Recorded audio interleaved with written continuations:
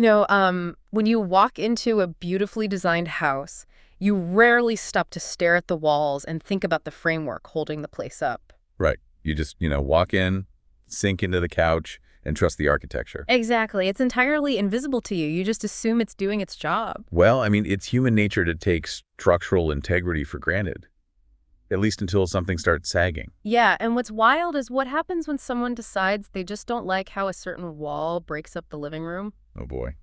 Out comes the sledgehammer. Right. They grab a sledgehammer, start swinging, and suddenly that invisible structure becomes very obvious very quickly. Because you realize you just knocked out a load-bearing wall. And the roof is about to cave in on your head. And today we are taking a deep dive into a concept that our modern culture absolutely loves to take a sledgehammer to. It really is the ultimate cultural trigger word right now.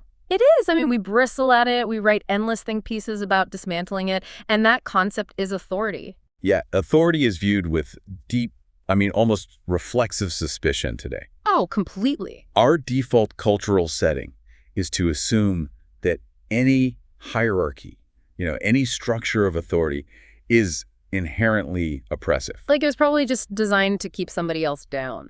Exactly. Which is what makes our source material for this deep dive so incredibly fascinating. We are unpacking Wayne Grudem's Christian Ethics, Part 3, and this entire massive volume is dedicated to the biblical framework for human authority. It covers a lot of ground. We're going to look at everything from parents raising toddlers to the dynamic between a husband and wife, all the way up to civil government. And even how you deal with your boss on a Tuesday morning, which, is highly relevant. Very relevant. And the central premise of Grudem's work is that these structures are not human inventions meant to oppress us. Right. They aren't just arbitrary rules made up by powerful people. No, they are a deeply ordered creation reflecting the nature of God himself. So to really grasp what Grudem is arguing here, you have to undergo a complete paradigm shift, don't you? You really do. Yeah. The foundational premise of this entire worldview is that authority is not a result of a broken world. Wait, let me make sure I'm tracking with you. Are you saying authority wasn't like plan B? Exactly. It wasn't introduced as a necessary evil or some cosmic band-aid just to manage human corruption after everything fell apart. Because I think a lot of people assume that in a perfect utopia, nobody would be in charge of anybody else, right? We'd all just be completely autonomous equals. That is the exact modern assumption that Grudem pushes back against. If we view authority merely as a mechanism to control bad behavior, we will always resent it. Yeah, because it feels like a punishment. Right. But the biblical worldview insists that even in a perfect, sinless environment, authority and submission would still exist. Really? To do what, exactly? To create harmony, order, and mutual joy. It fundamentally changes how you engage with the concept when you see it as a feature, not a bug. Okay, that is a wild shift in perspective. So if we want to understand how this feature actually works in human society, where do we start? Well, the most logical place to start is the very foundation of society itself, the home. Right. Grudem anchors this in the Ten Commandments, doesn't he? Specifically focusing on the command regarding parents. Yes, the fifth commandment found in Exodus 20. He spends a lot of time here. Honor your father and your mother, that your days may be long in the land that the Lord your God is giving you. That's the one. And, the placement of this specific commandment is incredibly revealing. How so? They had to go in some order, right? Was it not just arbitrary? Not at all. Think about the structure. The first four commandments deal primarily with humanity's vertical relationship to God. Okay, like having no other gods, not making idols, keeping the Sabbath. Exactly. And then the last six commandments deal with horizontal human relationships. Do not murder, do not steal, do not covet, stuff like that. Right. So the fifth commandment acts as the bridge between the two tables of the law. It is the very first of the human laws, and it's about the family. Oh, wow. So it's basically the training ground for everything else. It is exactly that.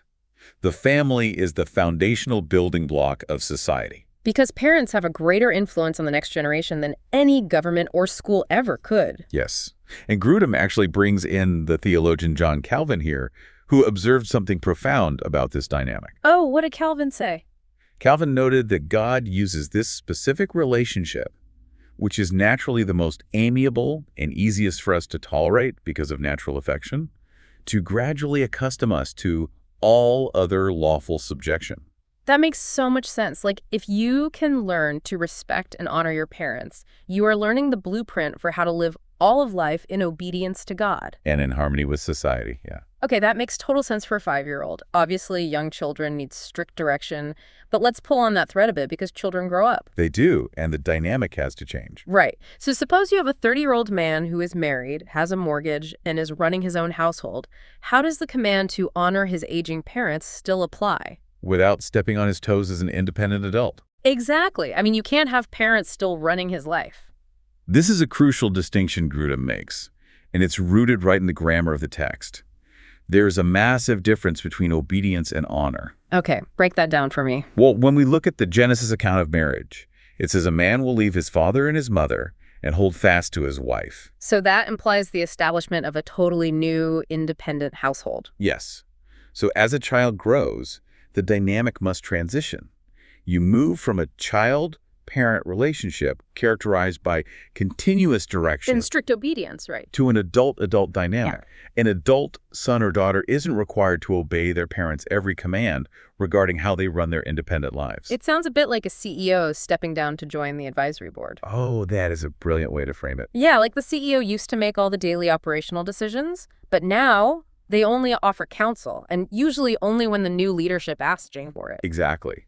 However, the command to honor them never expires. Even when they are on the advisory board. Right.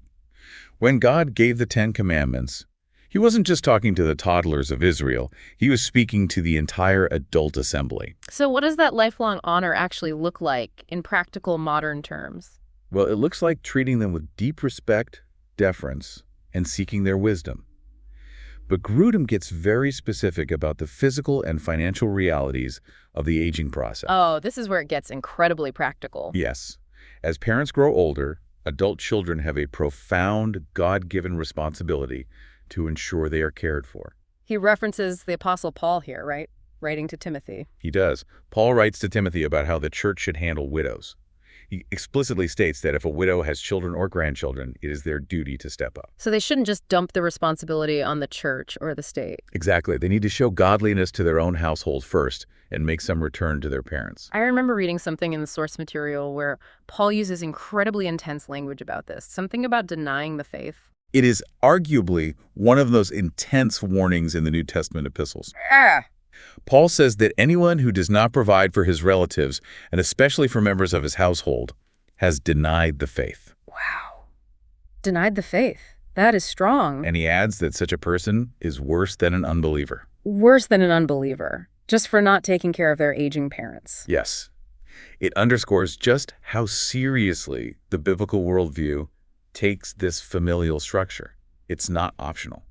And Grudem also points out a fascinating moment in the Gospel of Mark where Jesus issues a scathing rebuke to the religious leaders of his day over this exact issue. The Corban loophole. Yes, the Corban loophole. I found this so fascinating. Can you break down what the Pharisees were actually doing there? Because it requires a bit of historical context. It really does. So the Pharisees had constructed this religious tradition called Corban, which essentially meant a gift dedicated to God. Okay, sounds pious enough. It does on the surface, but in practice, it functioned almost like a religious trust fund or a tax shelter. Wait, really? How did that work? A wealthy adult child could declare that their money or property was Corban, meaning it was officially devoted to the temple. Okay. But by doing so, they legally shielded those assets from being used to care for their aging parents. Oh, wow. So they could basically say, sorry, Mom and Dad, I'd love to help you pay for your medical care or your food, but this money is devoted to the Lord's work. Exactly. They were using supposed devotion to God as a shield for their own greed and neglect. That is wild. They weaponized religion to dodge the fifth commandment. Yeah, and Jesus completely condemns this. I mean, he doesn't hold back. He tells them they are making void the word of God for the sake of their human traditions. Because you cannot use ministry or charitable giving or any spiritual excuse to neglect the physical and financial needs of your aging parent. Right. It's a complete perversion of God's design for authority and honor. Now, Grudem also includes a pretty stern warning going the other direction regarding the parents' property. Yes, he does. Because sometimes adult children can get a little presumptuous about their inheritance while the parents are still very much alive. Yeah, that happens a lot more than we like to admit. Grudem cites Proverbs, which warns that whoever robs his father or his mother and says that is no transgression is a companion to a man who destroys. So what's the underlying principle there? It's about maintaining the dignity and autonomy of the aging parent. Right. They are still adults made in the image of God. Exactly. Just because an adult child expects an inheritance doesn't give them the right to usurp their parents' independence. Or to preemptively take control of their finances just because they are getting a little older. Right. You respect their property rights completely. You don't treat them like children just because they're aging. Okay, so let's pivot back to the early years of parenting, because if we are talking about family authority, we have to talk about discipline. We do. And this is where Grudem's text is going to hit a massive wall of cultural resistance today. Massive is an understatement. He dives into the biblical mandate for disciplining children, specifically including physical discipline, quoting Proverbs about not sparing the rod. Yes, and Hebrews 12 as well. Now, I have to stop here. Our modern culture has a visceral, almost universal opposition to spanking.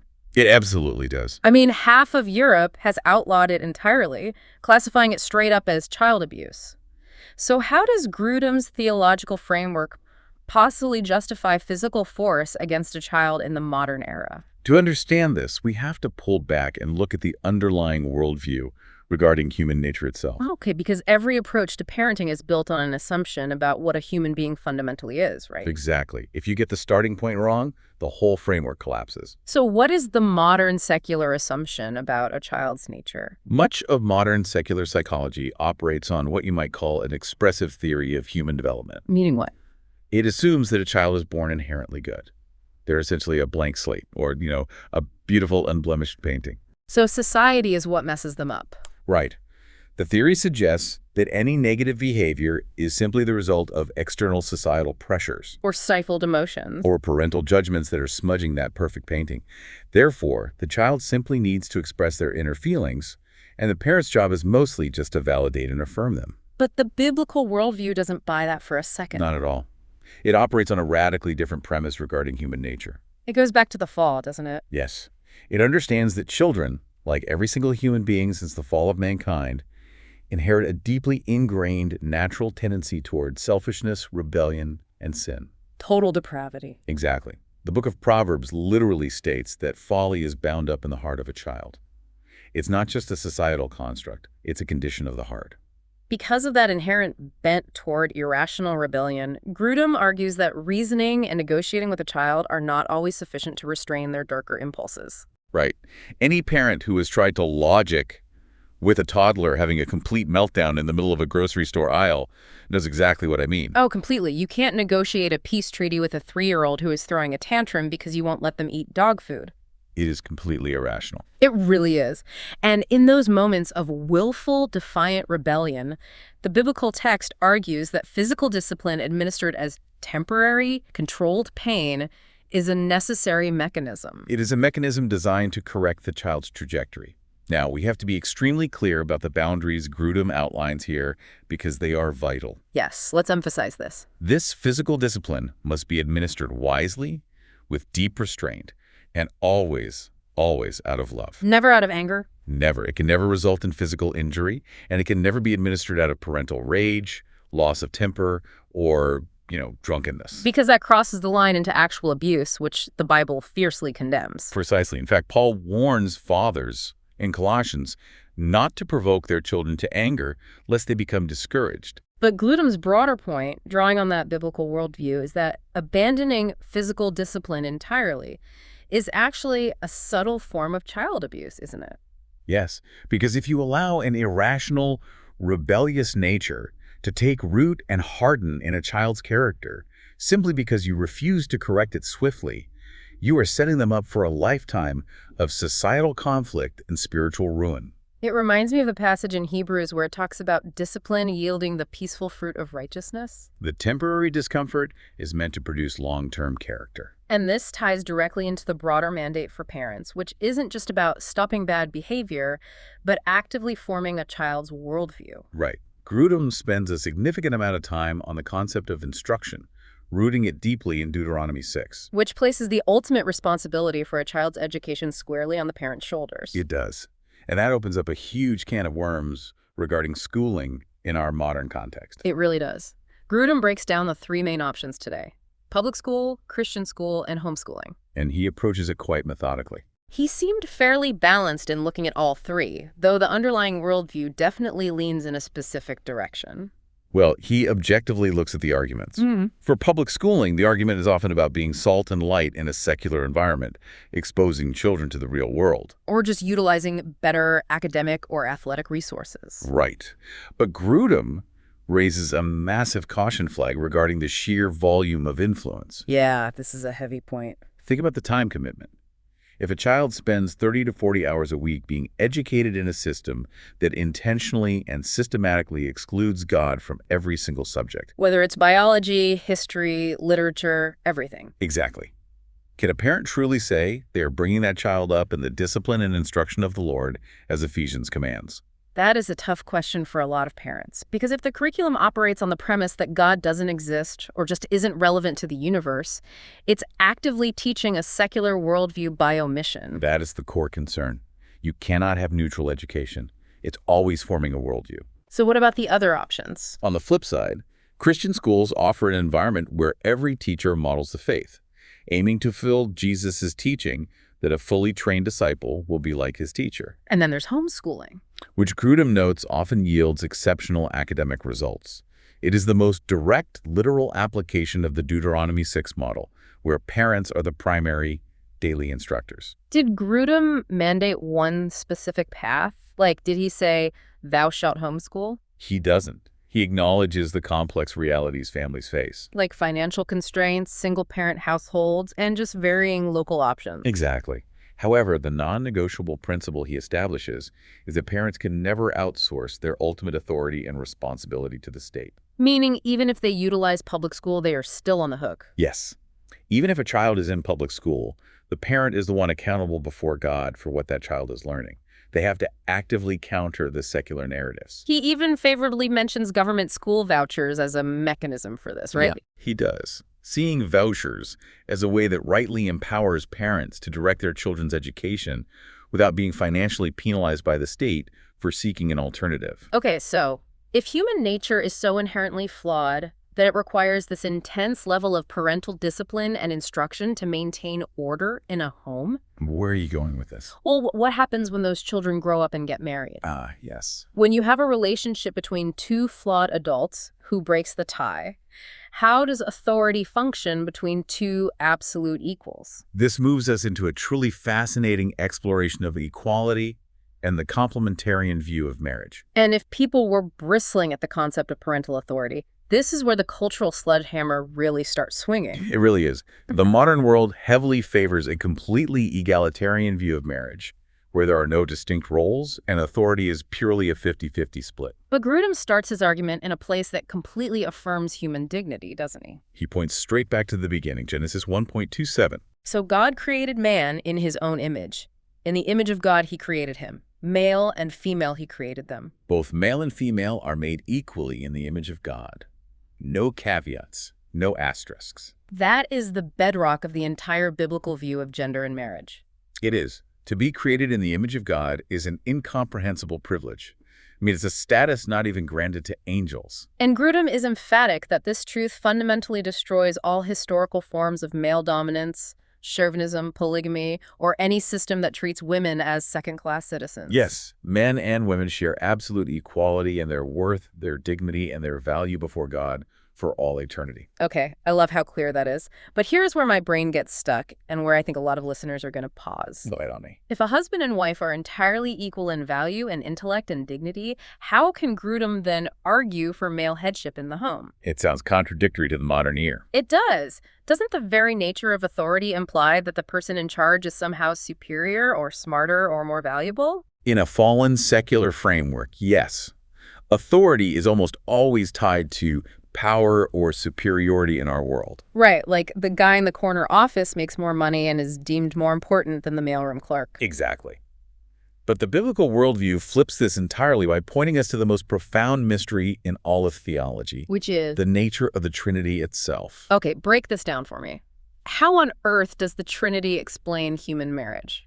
Grudem looks at 1 Corinthians 11, where Paul writes, "The head of every man is Christ, the head of a wife is her husband, and the head of Christ is God. So Paul is drawing a direct parallel between human marriage and the inner workings of the Godhead. He is. Let's look at Orthodox Trinitarianism. You have the Father, the Son, and the Holy Spirit. Right. They are perfectly equal in their deity, their attributes, and their infinite value. Jesus is not, quote-unquote, less God than the Father. Right. They are co-eternal and co-equal. That's foundational. Yet, throughout Scripture, we see the Son joyfully and eternally submitting to the will of the Father. Okay, I'm tracking with you. The Father sends the Son. The Son does not send the Father. The Father predestines.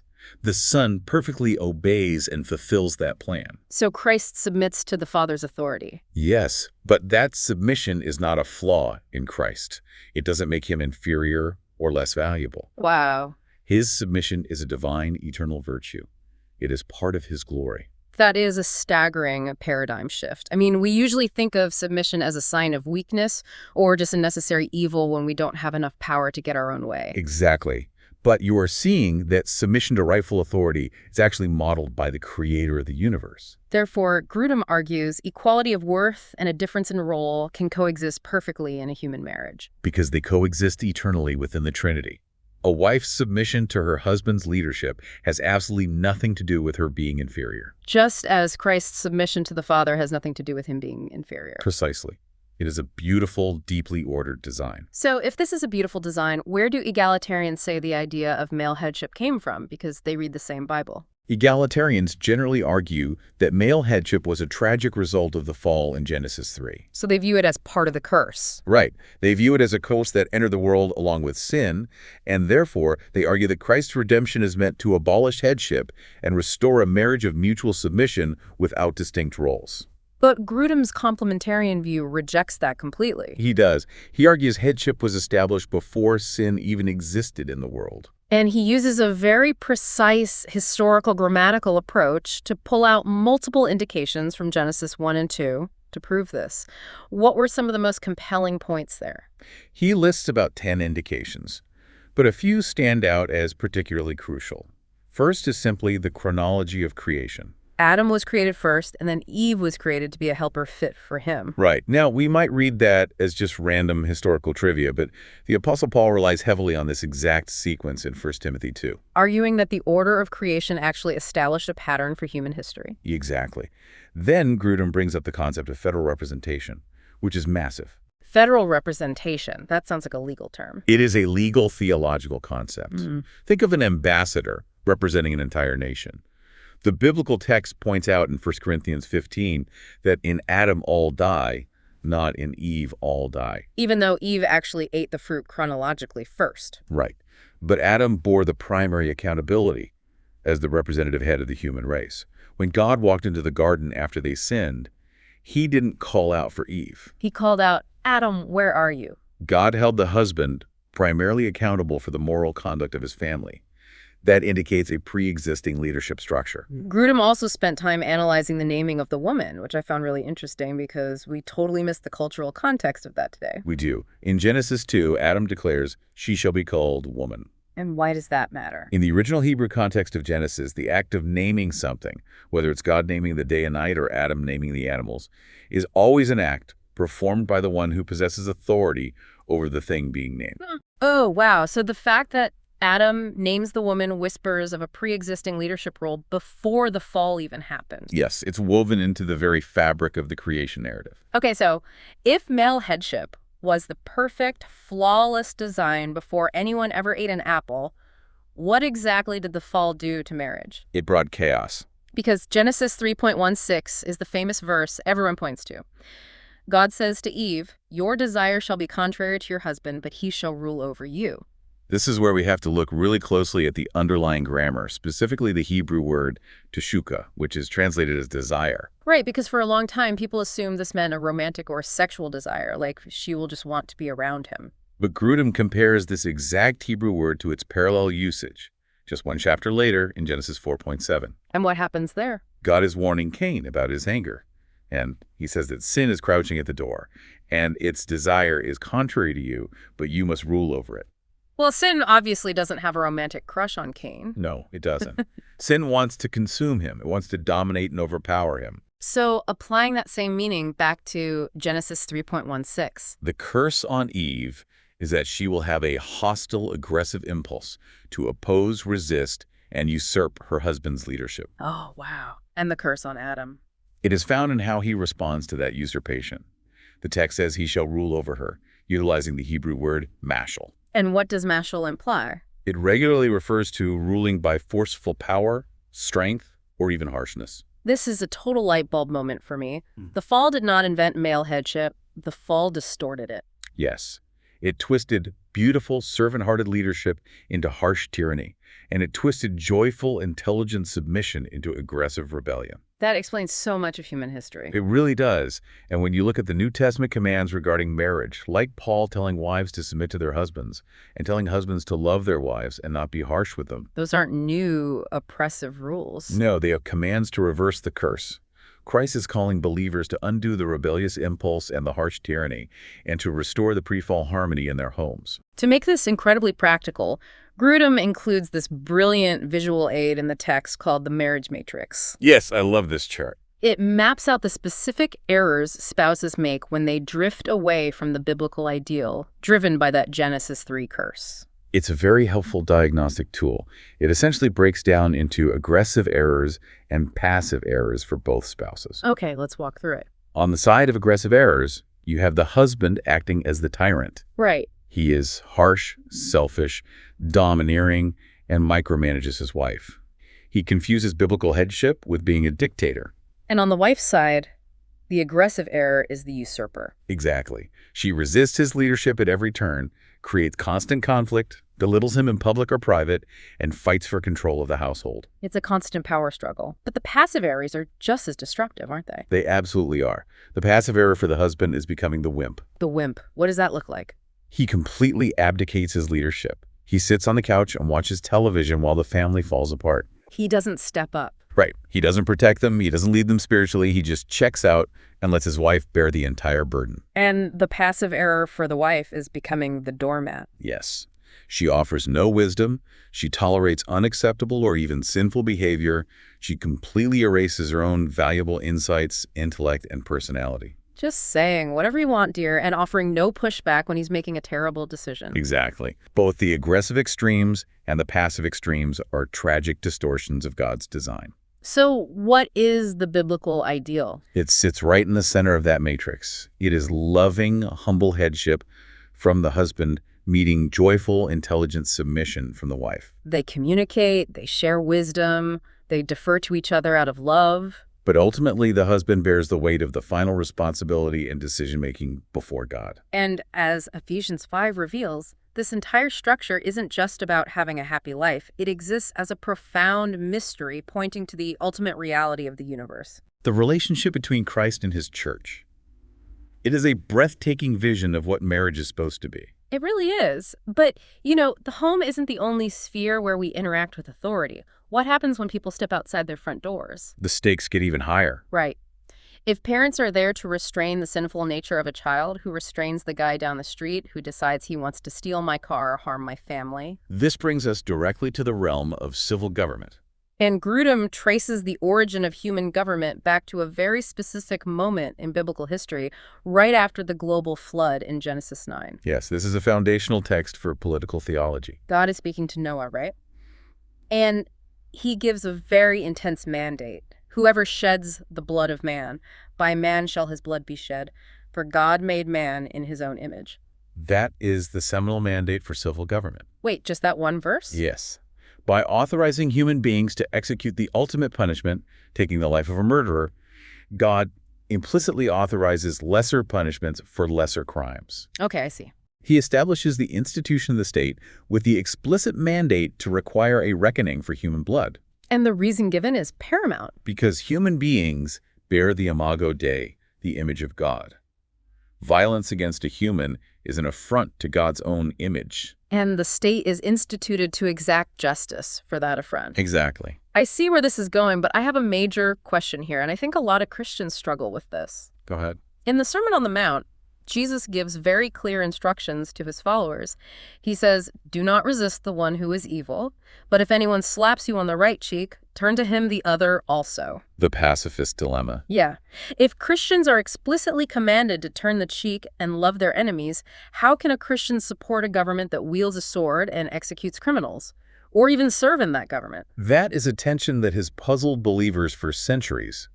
But Grudem resolves it by carefully distinguishing between personal ethics and state responsibilities. Okay, so they aren't the same thing.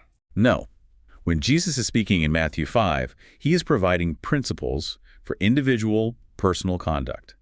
He is forbidding personal vigilantism, private revenge, and petty retaliation. But the state is different. Yes. The Apostle Paul, in Romans 13, outlines the distinct, God-ordained role of the civil magistrate. What does Paul say the government is supposed to do? He called the governing authority God's servant for your good and, crucially, an avenger who carries out God's wrath on the wrongdoer. An avenger. That's intense language. It is. And if you look at Romans 12, just a few verses earlier, Paul tells individuals, beloved, never avenge yourselves, but leave it to the wrath of God. Oh, I see the connection. Then he immediately transitions in Romans 13 to explain how God frequently executes that wrath on earth through the justice system of the state. So I am forbidden from taking personal vengeance, specifically so that the state can step in and impartially execute God's retributive justice. Exactly. The state is doing a fundamentally good, God-honoring thing when it punishes evil and protects the innocent. It's not a sin for the state to use force. It's their divine job description. Okay, so if the government is God's servant, does that mean Christians are called to totalitarian compliance? Like, do we just blindly obey everything the government says because God put them there? Absolutely not. And history shows us how dangerous that thinking is. Grudem outlines rigorous biblical limits on governmental power. Where do we find those limits? The primary limitation is drawn from the book of Acts. Oh, with Peter and the Jewish ruling council. Yes. The council explicitly ordered the apostles to stop preaching in the name of Jesus. And Peter responds, we must obey God rather than men. So there is a line in the sand. A very clear one. If a government commands you to sin or forbids you from doing what God has commanded, the believer's absolute duty is civil disobedience. God's authority always supersedes human authority. Which leads to a really fascinating historical application in Grudem's text regarding the American Revolution. It really is a brilliant legal argument. Because I know some theologians have argued that the American Revolution was actually a sinful violation of Romans 13, basically an unlawful rebellion against the British crown. Right, the argument being that the colonists should have just submitted to King George. Exactly. But Grudem defends the revolution using a very specific legal and theological framework. He uses what is known as the lesser magistrate theory. The lesser magistrate theory, where does that come from? It was heavily articulated by reformers like John Calvin, and you can even trace elements of it back to Thomas Aquinas. And what's the core premise? The premise is this. A tyrannical government that attacks its own people isn't really functioning as a government anymore. It has devolved into a criminal gang masquerading as an authority. So a king who murders or plunders his own citizens ceases to be a protector and becomes a predator. Precisely. And the lesser magistrate theory posits that lower-level government officials, like colonial leaders, mayors, or local governors, have a moral duty before God. A duty to do what? To protect the citizens entrusted to their care from a higher official who has become a tyrant. Oh, wow. So if a king orders a mayor to execute innocent people, the mayor doesn't just say, well, Romans 13 says I have to obey the king. The mayor has an authority of his own to protect his town. Yes. Grudem argues the Declaration of Independence wasn't an act of lawless grassroots anarchy. It wasn't just a mob in the streets. It was led by lower magistrates. Right. It was a highly structured legal document where lesser magistrates, the colonial legislatures, essentially declared the king has broken the covenant, he is acting as a tyrant, and we are legally and morally obligated to defend our people. Viewed through this lens, the revolution was a morally justified defense against tyranny, rather than a sin against Romans 13. Exactly. It is a profound way to view the checks and balances of power. And speaking of limits on power, Grudem spends a lot of time on the separation of church and state, going back to a famous moment with Jesus. When Jesus is handed a Roman coin. Right. And he says, render to Caesar the things that are Caesar's, and to God the things that are God's. That single sentence altered the trajectory of world history. It fundamentally dismantled the Old Testament theocratic model, where the religious law and the state law were completely intertwined. Jesus established two distinct spheres of authority. Yes, the state shouldn't govern the church's theology or its selection of pastors, and the church shouldn't execute the legislative functions of the state. They have different jurisdictions. Grudem is also very adamant that the state should never attempt to compel religion, isn't he? You can't force someone to become a Christian through legislation. Because genuine faith, by its very definition, must be a voluntary response to the gospel. You can't pass a law that forces someone to believe in their heart. Right.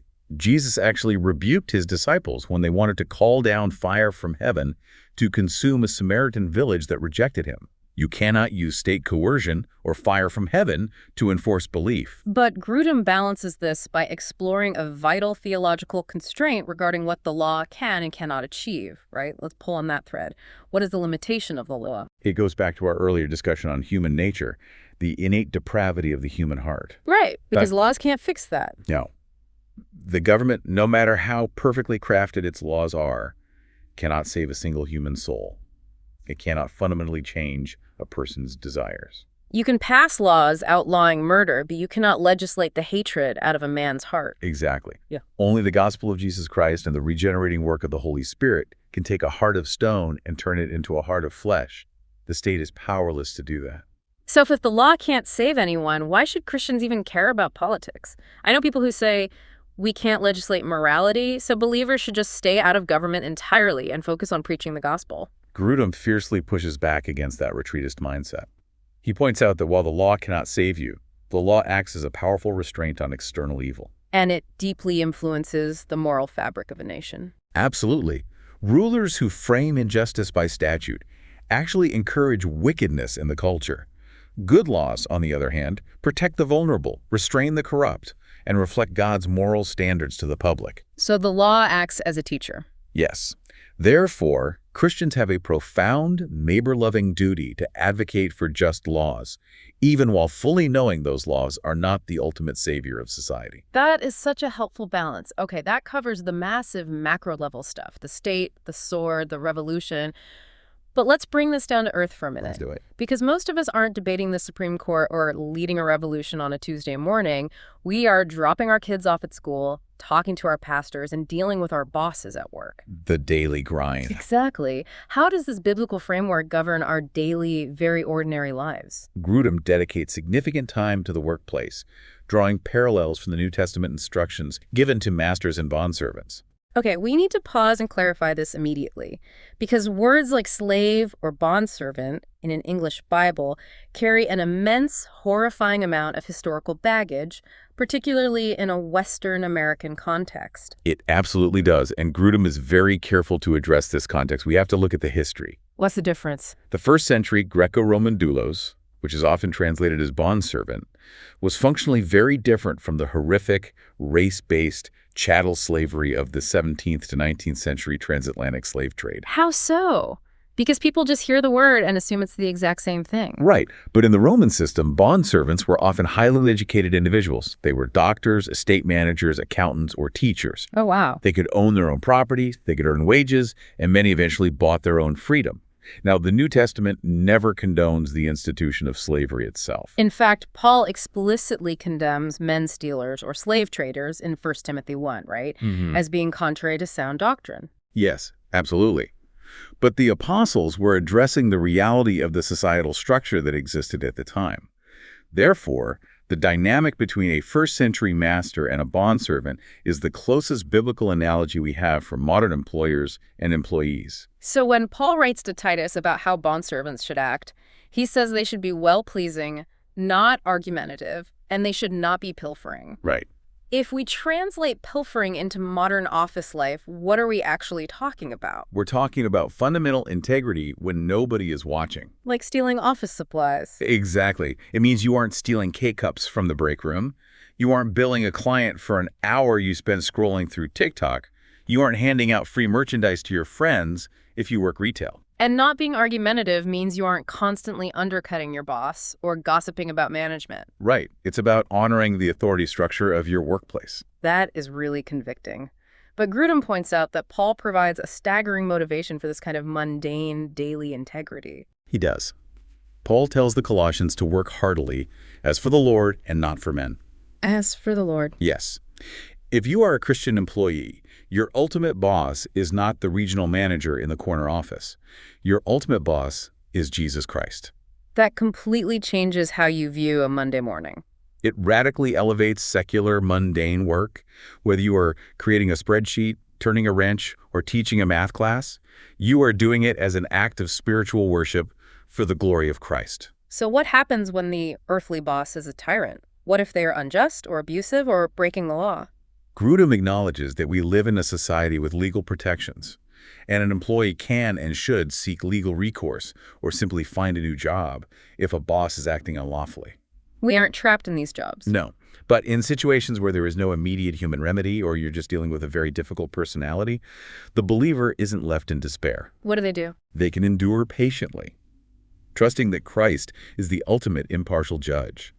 He promises to pay back the wrongdoer, and he promises an eternal inheritance to the employee for their faithful service. And the employers get a pretty severe warning in the text as well, don't they? Absolutely. Ephesians 6 tells masters to stop their threatening, reminding them that they also have a master in heaven. And there is no partiality with him. None. The ground is completely level at the foot of the cross, whether you are the CEO of a Fortune 500 company or the overnight janitor. Earthly authority does not equate to spiritual superiority. Grudem also shifts into how authority functions within the local church, which is super important. Yes, based on passages like Hebrews 13 and 1 Peter 5. He establishes that the biblical model for church governance isn't a pure democracy where everybody votes on every single light bulb, right? But it's also not a dictatorship run by a single untouchable pastor. No. The biblical model is a plurality of qualified elders. A plurality, meaning more than one. Exactly. A team of men who meet the rigorous moral and spiritual qualifications laid out in Timothy and Titus, who jointly shepherd the local congregation. And there is a dual responsibility outlined here between the congregation and these elders. Yes. Church members are explicitly commanded in Hebrews to obey their leaders and submit to them, making the elders' work a joy and not a burden. But the elders receive a massive, sobering warning from the Apostle Peter, don't they? They do. They are commanded to shepherd the flock, not under compulsion, not for shameful financial gain, and absolutely not by domineering over those in their charge. So they aren't supposed to be spiritual tyrants micromanaging people's lives. Exactly. They are to lead by being humble, self-sacrificial examples to the flock.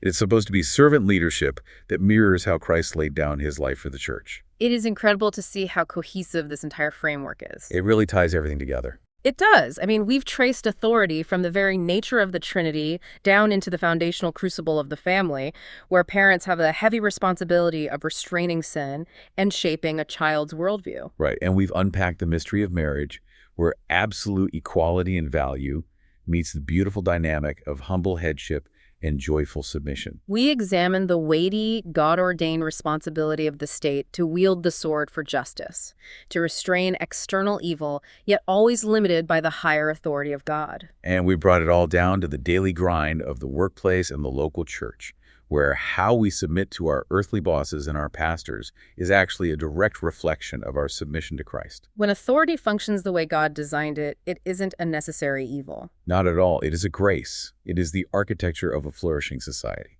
And I think that leaves us with a fascinating final thought to mull over. Yeah, if we truly believe the theological premise we discussed earlier, that submission is an eternal virtue, one that the Son of God himself joyfully demonstrates toward the Father for all eternity. How does that completely dismantle our modern cynical reflex against authority? Exactly. If submitting to a rightful God-ordained authority actually makes us more like Jesus Christ, how might embracing your specific, perhaps frustrating role tomorrow morning fundamentally change your intimacy with God? That is a profound question to carry into the week. We started this deep dive talking about walking into a house and taking a sledgehammer to the load-bearing walls because we didn't understand why they were there. And hopefully today's conversation has shown you the blueprint. Exactly. The walls of authority aren't there to box you in or oppress you. They are there to keep the roof from caving in on society. They exist so you can live and thrive and flourish in the house God built. Keep seeking truth, keep exploring the framework, and we'll catch you on the next deep dive.